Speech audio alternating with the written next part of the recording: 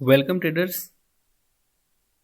स्वागत है आपका हमारे इस यूट्यूब चैनल पर, जहां पर हम लोग ट्रेडिंग साइकोलॉजी से रिलेटेड मुद्दों पर चर्चा करते हैं और धीरे धीरे इस वीडियो सीरीज के माध्यम से आप सभी का ट्रेडिंग साइकोलॉजी इम्प्रूव करने का प्रयास कर रहे हैं। ठीक है, इस कड़ी में आज का मुद्दा जो है वो है fear of sudden market reversing.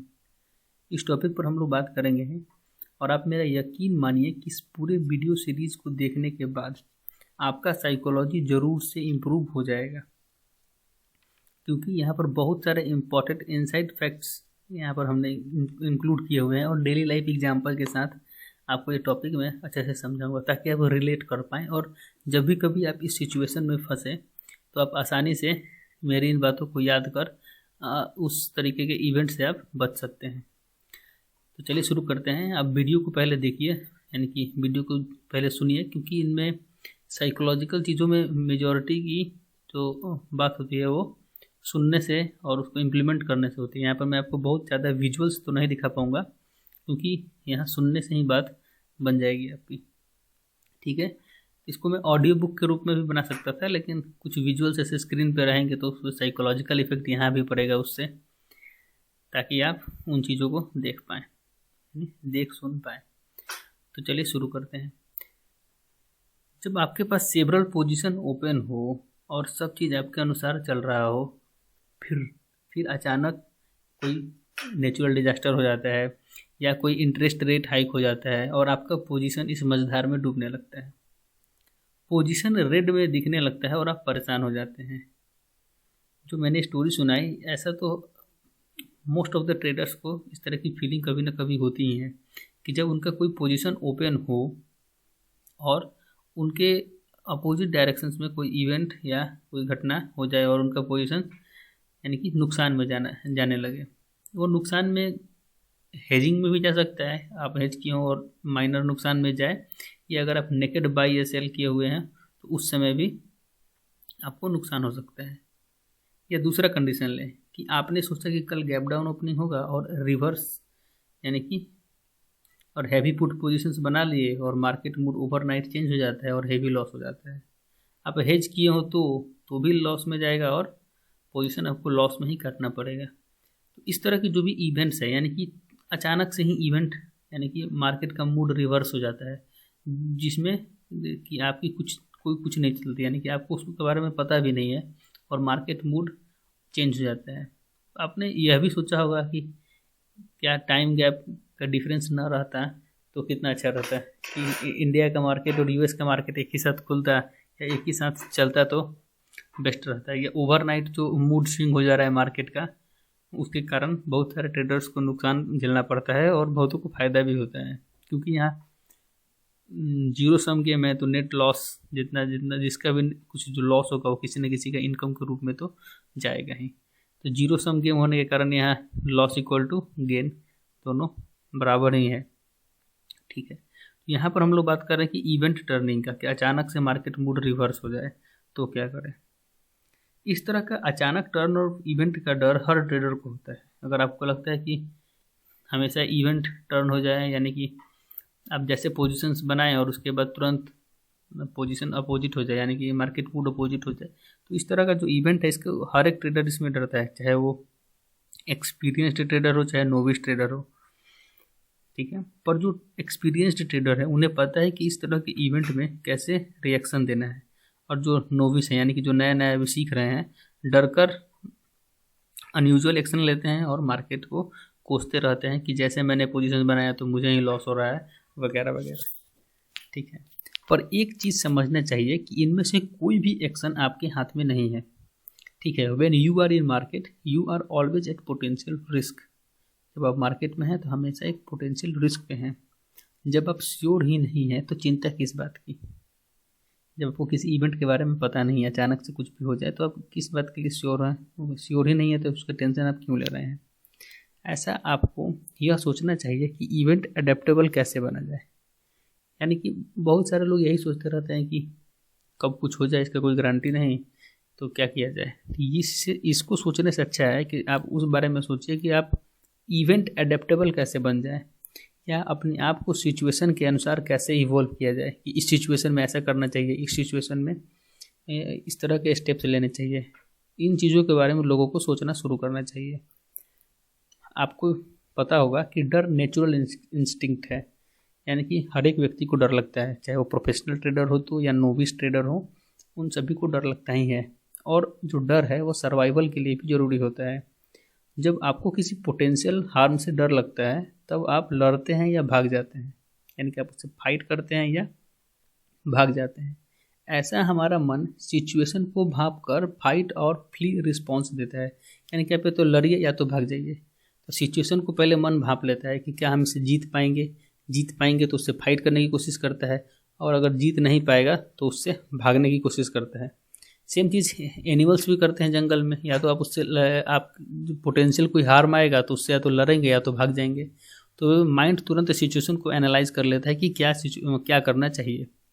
ठीक है, सेम चीज़ मार्केट में भी होता है। आप पोजीशन एडजस्ट करते हुए या तो फाइट करेंगे मार्केट के साथ, या आप पोजीशन काट कर भाग जाएंगे। दो ही रिस्पॉन्स है ना, या तो आप फाइट करेंगे मार्केट के साथ या तो वहाँ से भाग जाएंगे, यानी कि पोजीशन काट कर वहाँ से हट जाएंगे। सेम ही हुआ फाइट और फ्ली रिस्पॉन्स। डर नेचुरल इंस्टिंक्ट था, और यहाँ पर फाइट और फ्ली रिस्पॉन्स भी आपको दिखाया गया। मार्केट में भी आप सेम वही काम कर रहे हैं। तो अब आप कहेंगे कि कहना तो बहुत आसान है, लेकिन जब आपका मनी रिस्क पर होगा तब आपका दिमाग काम ही नहीं करेगा। तो क्या किया जाए? हमेशा यही होता है कि बहुत सारे साइकोलॉजिकल इशूज इसलिए आते हैं क्योंकि लोग उसको इम्प्लीमेंट नहीं कर पाते हैं। मैं यहाँ जो कुछ भी कहूँगा तो कहने और सुनने में तो काफ़ी अच्छा लगेगा ये कि उन्होंने कहा कि डर नेचुरल इंस्टिंक्ट है, ऐसे ऐसे होता है, फाइट कीजिए या भाग जाइए। लेकिन इम्प्लीमेंट कैसे किया जाए? जब आपका मनी रिस्क पे हो तो आप इन चीज़ों को इम्प्लीमेंट कैसे किया जाए, यानी कि उस समय आपका दिमाग सही तरीके से काम कैसे करे, इसी के बारे में तो जानना है। तो कुछ सिंपल फंडा है यहाँ पर जो मैं बता रहा हूँ, कुछ सिंपल फंडा है। उसको अगर आप एक्सेप्ट करेंगे तो आपको धीरे धीरे डर लगना ख़त्म हो जाएगा। पहला क्या है कि एक्सेप्ट करें कि आपको डर लग रहा है। सिंपल समझें कि आप एक्सेप्ट कीजिए कि आपको डर लग रहा है। ठीक है, इससे यह होगा कि एडेप्टेबिलिटी बढ़ जाएगी और आप क्लियरली सोच पाएंगे कि करना क्या है। जैसे ही आप इस चीज़ को एक्सेप्ट करेंगे ना कि आपको डर लग रहा है, तो आपका ध्यान अब जाएगा कि इस चीज़ से एडेप्टेबल कैसे बनना है, यानी कि इस चीज़ को सॉल्व कैसे करना है। वरना होता क्या है कि लोगों को डर लगते रहता है और वे बार बार ऐसे ट्रीट करेंगे अपने आप को जैसे कि उनको डर नहीं लग रहा है। मैं आपको एग्जांपल देता हूँ, आपको काफ़ी इस चीज़ से रिलेट कर पाएंगे। वरना होता यही है कि अंदर डर लग रहा होता है और बाहर से लोग अनजान बने रहते हैं। ठीक है, इसी कॉन्फ्लिक्ट के कारण हम एक्शन के बारे में नहीं सोच पाते। तो डर को जब आप एक्सेप्ट कीजिएगा तब आप एक्शन के बारे में सोच पाइएगा कि करना क्या है। और उससे अगर लड़ते रहिएगा कि नहीं मुझे डर तो नहीं लग रहा है, मैं एकदम रिलैक्स हूँ, तो आप एक्शन के बारे में नहीं सोच पाएंगे कभी भी। एग्जाम्पल देखिए कितना अच्छा है। मान लीजिए कि आप जंगल में गए और अचानक से आपके सामने शेर आ गया। ठीक है, तो बहुत सारे लोग आंख बंद कर लेंगे। क्या करेंगे? आंख बंद कर लेंगे। उनको लगेगा कि आंख बंद करने से प्रॉब्लम ख़त्म हो गया। तो कुछ समय बाद वो प्रॉब्लम नहीं, आदमी ही ख़त्म हो जाएगा, आंख बंद करने वाला ही नहीं रहेगा। ठीक है, जब भी कोई प्रॉब्लम आए तो उसे हेड ऑन, यानी कि उसको आमने सामने उससे फेस करना चाहिए। जब शेर आ ही गया तो उसको आमने सामने फेस कीजिए। आंख बंद करने से प्रॉब्लम तो सॉल्व नहीं हो जाती। तो सेम चीज़ वही है कि अगर आपको डर लग रहा है तो डर को एक्सेप्ट कीजिए। मार्केट में भी यही होता है कि लूजिंग पोजीशन के समय कुछ लोग टर्मिनल को बंद कर देते हैं। लूजिंग पोजीशन है और टर्मिनल को बंद कर दिए, तो ऐसा ही हुआ ना कि शेर आ गया तो आंख मूंद लिए वहाँ पर। अरे आंख मूंदने से प्रॉब्लम सॉल्व नहीं हो जाता है। प्रॉब्लम को सॉल्व करने के लिए हेड ऑन फेस करना पड़ता है उसको। ठीक है, अब फिर क्वेश्चन आ जाएगा कि डर को कैसे ख़त्म किया जाए। एक क्वेश्चन का यहाँ पे आंसर मिलते हैं, दूसरा क्वेश्चन आ जा रहा है ना, अब है कि डर को कैसे ख़त्म किया जाए। तो डर को ख़त्म करने का तरीका है सिस्टमेटिक डिसेंसिटाइजेशन। टर्म बहुत लंबा लगा ना, इसको ऐसे कर सकते हैं कि काउंटर कंडीशनिंग से डर को ख़त्म किया जा सकता है। काउंटर कंडीशनिंग से डर को ख़त्म किया जा सकता है। जैसे मैं एग्जांपल देता हूँ, जैसे मेरा छोटा भाई, ठीक है, उससे पटाखों से काफ़ी डर लगता था। यानी कि जब वो छोटा था तो उसको पटाखे की आवाज़ से उसको काफ़ी डर लगा करता था। ठीक है, तो सभी लोग परेशान हुआ करते थे कि ये इस तरीके से पटाखों से डरेगा तो काफ़ी दिक्कत की बात है। लेकिन धीरे धीरे वो बड़ा हुआ और उसे छोटे छोटे कम आवाज़ वाले पटाखे दिए गए। कभी कभी तो जो पटाखे आवाज़ नहीं करते वो भी दिए गए छोड़ने के लिए, और ज़बरदस्ती छुड़वाया गया उससे। तब धीरे धीरे उसको कॉन्फिडेंस आते गया। इसी को कहते हैं काउंटर कंडीशनिंग।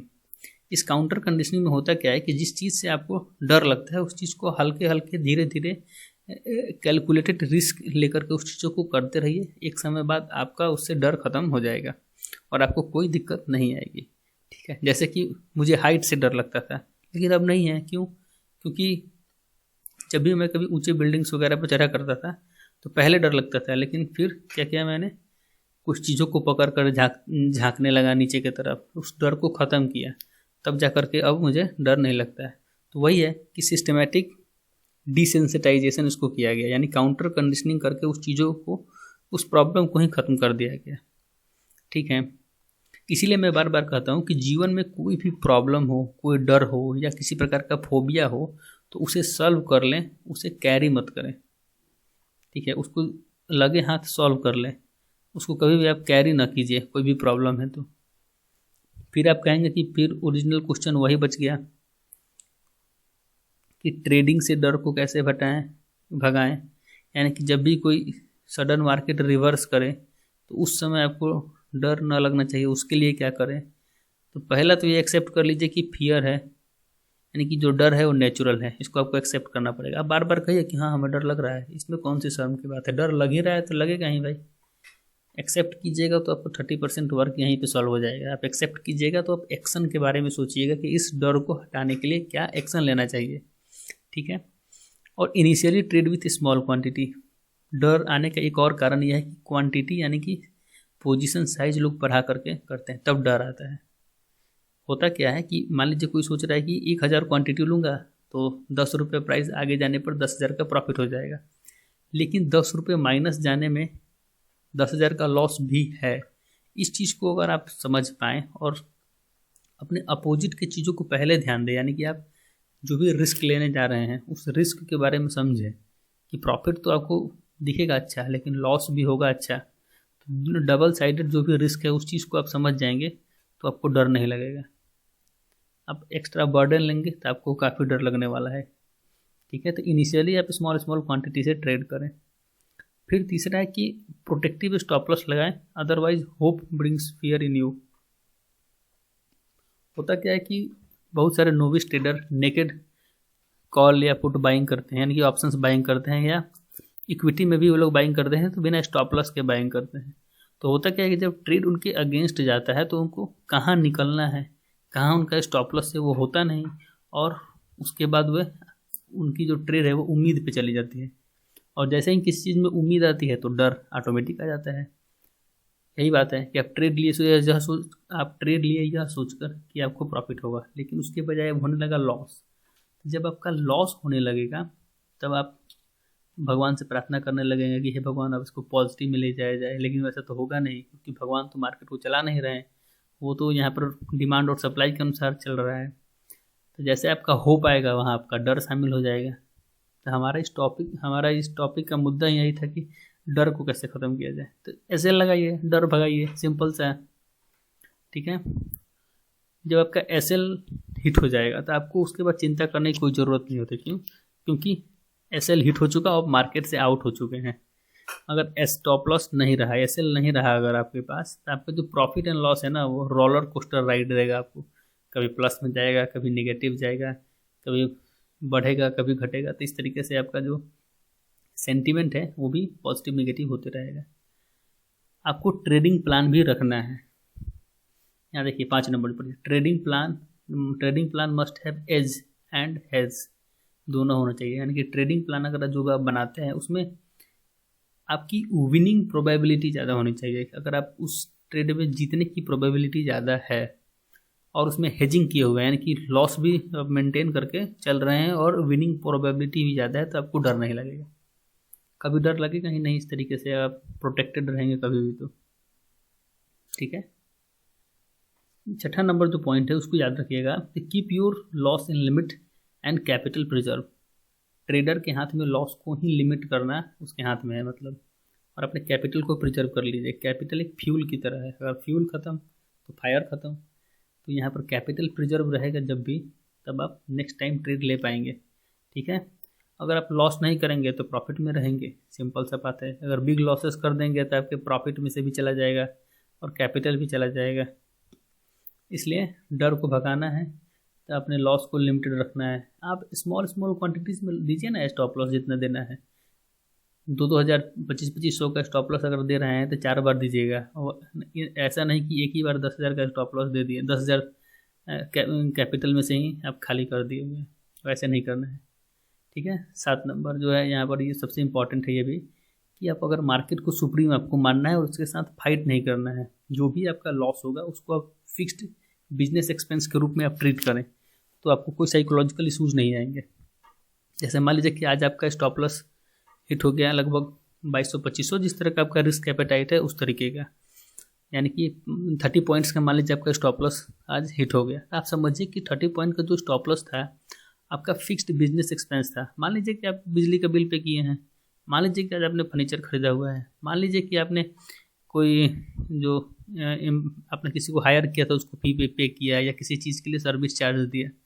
उस तरीके से क्या होगा कि आपको जो इमोशनल डिस्टर्बेंसेस है वह नहीं आएंगे, आप इसको एक बिजनेस की तरह ट्रीट करेंगे। ठीक है, फिर 8 नंबर पे है कि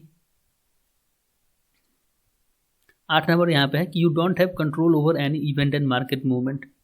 मार्केट कहाँ जाएगा इस पर तो आपका कोई कंट्रोल नहीं है। अब कोई नेचुरल डिजास्टर ही हो जाए, अचानक से इवेंट टर्न हो जाए, सभी लोग कॉल साइड बाइंग लगे हैं, अचानक से पता चला कि मार्केट एकदम गैप डाउन ओपनिंग देने लगा, तो क्या हो जाएगा? तो सडन मार्केट रिवर्स कर गया, तो भाई मार्केट के अनुसार आप बदल जाइए। क्या बोले, मार्केट के अनुसार आप बदल जाइए, क्योंकि मार्केट आपके अनुसार बदलेगा नहीं। आप अपना व्यू पॉइंट्स मार्केट पे थोप नहीं सकते हैं। आप एक स्मॉल एंटिटी हैं, आपका कोई बस नहीं है यहाँ पर। सबसे अच्छा क्या है कि जिस डायरेक्शन में मार्केट जा रहा है उसी डायरेक्शन में आप उसके साथ साथ चलें। जहाँ वो रिवर्स होता है वहाँ आप स्टॉप लॉस दे करके बाहर हो जाए, सिंपल सा। इन साइकोलॉजिकल पॉइंट्स को आप ध्यान में रखेंगे और इसको फॉलो करेंगे ना, तो कोई भी दिक्कत आपको नहीं आने वाली है। कुछ भी हो जाए, मार्केट इधर का उधर चला जाए, आप हमेशा प्रोटेक्टेड रहेंगे। ठीक है, 9th नंबर जो है कि slowly increase your position size, level up trade type. यहाँ पर कहना चाह रहा है मैं कि आपने जो पोजीशन साइज है उसको स्लोली आप इंक्रीज कीजिए। आपने जो ट्रेड मतलब जो ट्रेड करते हैं ट्रेड टाइप, यानी कि पहले इक्विटी से आप पैसा इकट्ठा कीजिए, यानी कि वहाँ पर इक्विटी में आप इन्वेस्ट करके वहाँ से मनी जनरेट कीजिए। फिर उसके बाद आप, जैसा कि मैं बता रहा था कि 9th नंबर जो है कि स्लोली आप अपने पोजीशन साइज को बढ़ाइए। पहले एक लॉट में ट्रेड कीजिए। जब एक लॉट में आप प्रोफिशिएंट हो जाएं और लगभग 70% से 80% टाइम आप सक्सेसफुल होने लगे, उसमें आपका रेशियो सही दिखने लगे, कॉन्फिडेंट हो जाए, तो फिर उसमें वो अपनी पोजीशन साइजिंग बढ़ा दीजिए। दूसरा है कि आप ट्रेड डायरेक्ट ऑप्शन से ट्रेडिंग शुरू न कीजिए। आपको पहले क्या करना पड़ेगा कि इक्विटी में जाना पड़ेगा। इक्विटी में आप बाई सेल कीजिए, देखिए वहाँ पर किस तरह के सेंटिमेंट्स काम करते हैं। वहाँ पर आप धीरे धीरे स्मॉल क्वांटिटीज़ में प्रॉफिट जनरेट करते जाइए और उसको ला करके आप तब ऑप्शन में इन्वेस्ट कीजिए, यानी ऑप्शन में आप सीखने के लिए लगाइए। क्यों? क्योंकि जो भी नए ट्रेडर हैं उनको काफ़ी ज़्यादा रिस्क है यहाँ पर कि वो एलिमिनेट हो जाए मार्केट से, लेकिन उनका करियर शुरू होने से पहले ही ख़त्म हो जाए। इसका एक और कारण है कि जो भी नए ट्रेडर्स हैं वो इन्फ्लुएंशियल ट्रेडर्स हैं, यानी कि वो लोग दूसरों के प्रॉफिट एंड लॉस को देकर के यहाँ पर ट्रेडिंग के लिए आए हुए हैं। किसी का करोड़ों का प्रॉफिट दे करके वे आ गए यहाँ पर, उन्हें लगता है कि यहाँ इजी मनी बन सकता है, पर उन्हें ये नहीं पता कि करोड़ों के प्रॉफिट बनाने में जो भी प्रो ट्रेडर्स हैं उन्होंने काफ़ी समय दिया है और वो करोड़ों की कैपिटल का इस्तेमाल कर ट्रेडिंग करते हैं। ठीक है, तो अलग अलग सर्कमस्टांसेस हैं, अपने अपने पर्सनल ट्रेड्स हैं जिनको लोगों को फॉलो करना चाहिए। अंत में मैं यही कहूँगा, यहाँ पर सबसे इम्पॉर्टेंट बात है कि कोई भी प्रॉब्लम या फोबिया को अपने साथ ना रखिए। जीवन में एकदम उसको उतार लीजिए, याद कर लीजिए, वो ट्रेडिंग हो या किसी भी चीज़ में हो, और स्लोली उसको डिसेंसिटाइज कीजिए, यानी कि काउंटर कंडीशनिंग करके उस चीज़ को ख़त्म ही कर दीजिए डायरेक्ट। प्रॉब्लम भी नहीं रहेगा, टेंशन भी नहीं रहेगा आपके पास। डर लग रहा है जिस चीज़ से, उसको धीरे धीरे कीजिए। मार्केट में डर लग रहा है आपको, पोजीशन साइजिंग से डर लग रहा है, नेगेटिव में जाने में आपको डर लग रहा है, स्टॉप लॉस लेने में डर लग रहा है, तो आप 1-2 बार उसको फील तो कीजिए। स्मॉल स्टॉप लॉस आप जितना भी देंगे आपको कुछ याद नहीं रहने वाला है, बिग लॉसेस आपको याद रहेगा। ठीक है, इन सारे साइकोलॉजिकल पॉइंट्स को आप ध्यान में रखिए और ट्रेडिंग कीजिए। आपको किसी भी तरीके से इवेंट टर्निंग पे आपको डर नहीं लगेगा। स्टॉप लॉस लगाइए, हमेशा कैलकुलेटेड स्टॉप लॉस लगाइए। अगर मार्केट आपके डायरेक्शन से अपोजिट जाता है तो स्टॉप लॉस दीजिए, सिंपल सा बात है। फिर अगर आपके डायरेक्शन में आता है तो फिर ट्रेड लीजिए। एक दिन लॉस होगा, दूसरा दिन प्रॉफिट होगा, कोई दिक्कत नहीं। ऐसा भी समय आएगा जब आपके पूरे लाइफ टाइम के लॉसेस एक दिन में ही रिकवर हो जाएंगे, समझे। तो अपने आप पे विश्वास रखिए और ट्रेड को कंटिन्यू कीजिए। मुझे लगता है कि आपको ये वीडियो काफ़ी इन्फॉर्मेटिव लगा होगा। और अगर आपको कोई कमेंट या कोई सुझाव देना है, यानी कि कुछ पूछना है या कुछ सुझाव देना है, तो आप कमेंट में ज़रूर लिखें। अगर वीडियो पसंद आया हो तो ज़रूर उसको लाइक कीजिए और क्या कहते हैं उसको सब्सक्राइब चैनल को करना होगा और उसको शेयर करना होगा वीडियो अपने ट्रेडर मित्रों के साथ। ये अवेयरनेस सीरीज़ मैं आगे और वीडियोज़ में लाता रहूँगा। Hope you enjoyed this video. Thank you.